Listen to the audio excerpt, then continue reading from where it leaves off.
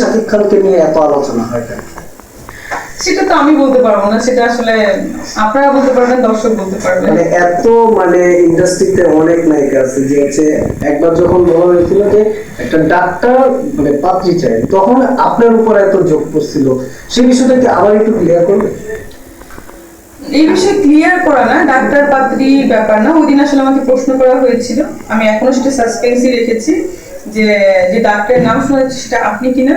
তো আমি তখন বললাম, যেহেতু আপনারা খুঁজে বের করেছেন, আপনারা একটা উত্তর আপনারা বের করবেন, এতটুকুই বলেছিলাম। এবারে আমি আসলে কিছু বলি, কোরবানিতে আসবে কাউকে টপ করানোর কিছু নেই। শাকিব ভাইয়া অনেক সিনিয়র, ওনার ক্যারিয়ার আমার এইজের মতোই। সো আমি আসলে তাকে টপ করানোর কিছুই নেই। সে তার জায়গায়, সে হিরো, আমি হিরোইন। সো তাকে টপ করানোর কিছু নেই, বাট ছবি অনেক ভালো হবে, ওইভাবেই প্রমোশন করা হবে এবং মেবি অ্যানাউন্সমেন্ট 15 বা 16 তারিখে আমরা করে ফেলবো।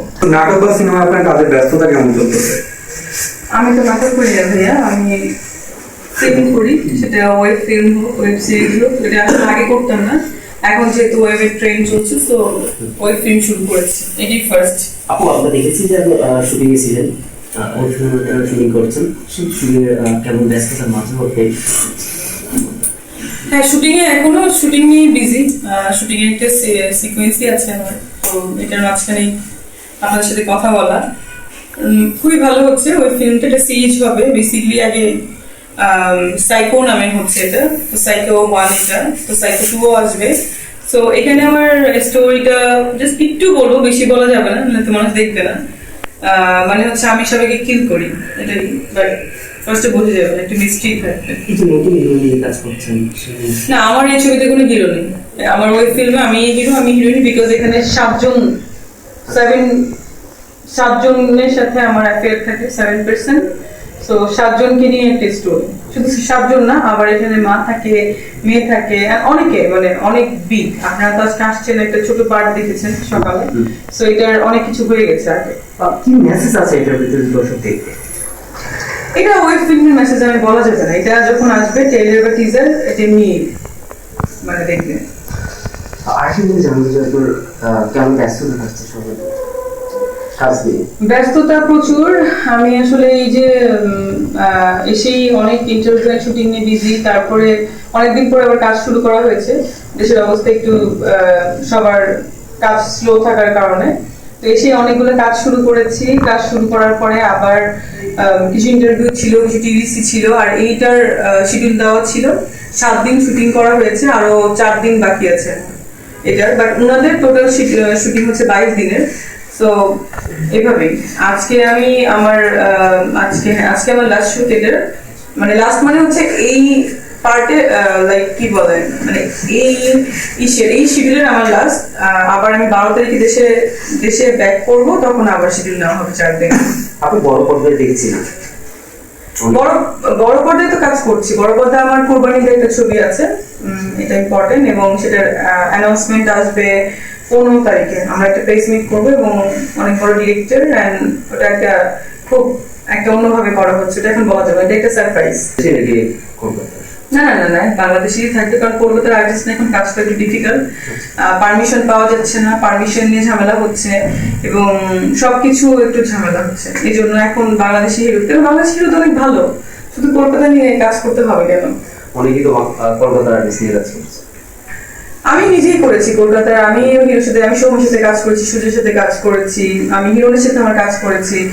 তো আমি নিজেই অনেকের সাথে কাজ করেছি। তা শুধু যে কলকাতার হিরোনে কাজ করতে হবে এটা তো ম্যাটার না, সব হিরোই কাজ করে। বাংলাদেশের হিরোরা কলকাতার হিরোর থেকে সুন্দর আমার মনে হয়। আরেকটা প্রশ্ন হলো, এখনকার নায়িকার ব্যক্তিগত লাইফ নিয়ে আলোচনায় থাকে,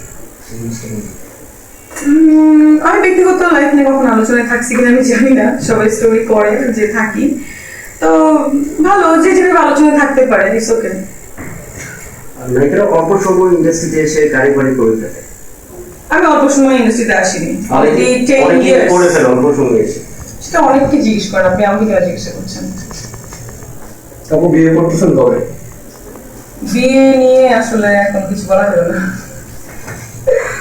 কোন বিয়ের ক্ষেত্রে কেমন পাত্র চান, এটাও তো একটা বিষয়। বিয়েতে কেমন পাত্র চাই সেটাও বলা যাবে না, সেটা ভালো লাগবে তাকে কি করবো। এমন কেউ কি আছে ভালো লাগে? হ্যাঁ, সেটা কি মিডিয়ার মধ্যে নাকি মিডিয়ার বাইরে? সেটাই বলা যাবে না। আরেকটা ব্যাপার, আমার অলরেডি একটা পাকিস্তানি ছবি অফার এসেছে, ডিরেক্টরের নামও বললাম না আমার 4টা কাজ আছে অলরেডি।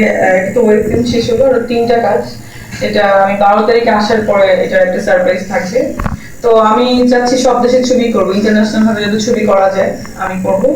জানি না কেন পাকিস্তানি ছবির অফার আসছে, তো আমার তো ইচ্ছা আছে যে সব দেশে করা, স্পেশালি যেহেতু ইউএসএ চলে যাবো, গ্রিন কার্ড করা হচ্ছে, মানে বেশি দিন লাগবে না, তো হলিউডেও কাজ করার আমার ইচ্ছা আছে। আপু ভক্তরা যাচ্ছে শাকিব খানের সাথে স্ক্রিন শেয়ার কবে করবেন? ভক্তরা যাচ্ছে, করা হবে ভেরি সুন। শাকিব ভাই যখন বাংলাদেশে আবার হিরোইনে কাজ করা শুরু করবে তখন আবার করা হবে। তার অলরেডি অনেকগুলো সিরিজ বুক করা আছে, সেগুলো শেষ হলেই শুরু হবে। মেবি কুরবানি থেকে সে করবে বাংলাদেশে আবার কাজ। আপনি তো পেশাগত জীবনে ডাক্তার হিসেবে যুক্ত আছেন, তাহলে এটা থেকে আবার সিনেমায় যুক্ত হওয়ার কারণটা কি?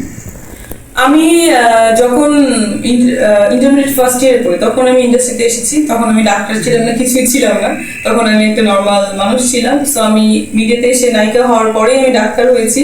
সো অবশ্যই আমি এইটা আগে ছাড়া যাবে না, এটা আমার আগে, ওইটাও আগে, মানে এটা আসলে দুটোই পাশাপাশি এখন।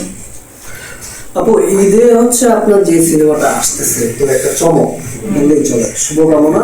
একটু জানতে চাই, যেহেতু ঈদে শাকিব ভাইয়ের সিনেমার সাথে আপনার একটা সিনেমা আসতেছে, সো আপনি কি এটাকে টপকে উপরে বা এর চেয়ে বেশি কিছু পাওয়ার আশা রাখতে পারেন কিনা? মানে সবারই একটা প্রত্যাশা থাকে, সেটা আমি জানতে চাচ্ছি। আপনি বড় দুবাই যাচ্ছেন এবং দুবাই থেকে আসতেছেন এবং যাওয়া আসার মাঝেই আছে, যে কি প্রত্যাশা আছে, মানে দুবাইতে আপনার কোনো চমক আছে কি এই ধরনের?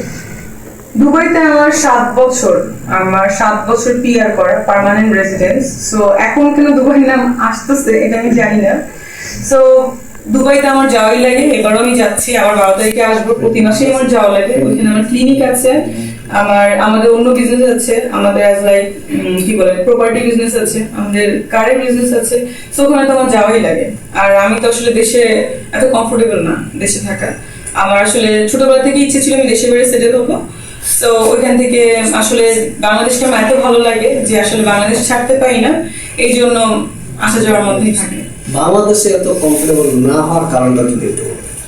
বাংলাদেশ কমফোর্টেবল না মনে হচ্ছে, বাংলাদেশ ভালো, খুবই সুন্দর। কারণ আমি আসলে যখন 1-2 মাস দেশের বাইরে থাকি তখন আমার খুবই কষ্ট লাগে, তখন আমার মানে মনে হয় যে বাংলাদেশে আসলে আমি অক্সিজেন পাচ্ছি, সেই জন্যই আমি বাংলাদেশে আসি। কমফোর্টেবল না মানে আসলে এখানে মানে কিছু কিছু ব্যাপার কমফোর্টেবল না, লাইক মানে যে কোনো কাজে গেলে সবাইকে ফোন দেওয়া লাগে, এমন একটা নর্মাল কাজে যাচ্ছে উপরের লেভেল থেকে, এখন না মানে বিগত অনেক বছর ধরেই কল করা লাগে। আসলে উপরের লেভেলে আমার অনেক লোক আছে বা আমার রিলেটিভ আছে বা আমি নিজেই ফোন করতে পারি, বাট আমার কথা হচ্ছে উপরের লেভেলে কেন ফোন করবো? আমি দেশের বাইরে যেমন লাইক লন্ডন বলেন, মানে ইউকে বলেন বা ইউরোপ, মানে ইউরোপ আমেরিকা বা আরব এমিরেটস, মানে সব জায়গায় কিন্তু পে ফার্স্ট করলে আপনার সার্ভিস আগে।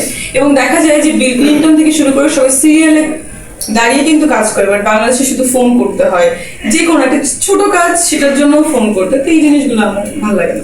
আপু এই যে বাংলাদেশে অনেক জায়গায় শুটিং করতে বা বিভিন্ন কাজে গেলে আপনি যে বিষয়টা বলছেন যে প্রশাসনিক কোনো ফ্যাসিলিটি পাইতে হলে তাদেরকে ইনফরমেশন করতে হয়, আসলে কি দেশের বাইরে যেহেতু আপনি শুটিং করছেন ওই জায়গায় কি এই ধরনের কোনো ফ্যাসিলিটি মানে এরকম আছে বা এর চেয়ে সুবিধা বেশি কিনা? দেশের বাইরে আসলে কাউকে ফোন দেওয়া লাগে না, প্রশাসনিক কিছুই লাগে না। ওখানে একটা সিস্টেম আছে, যে আগে যাবে সে আগে কাজ করতে পারবে, এটাই হচ্ছে একটা মানে বড় সুবিধা, অ্যাডভান্টেজ।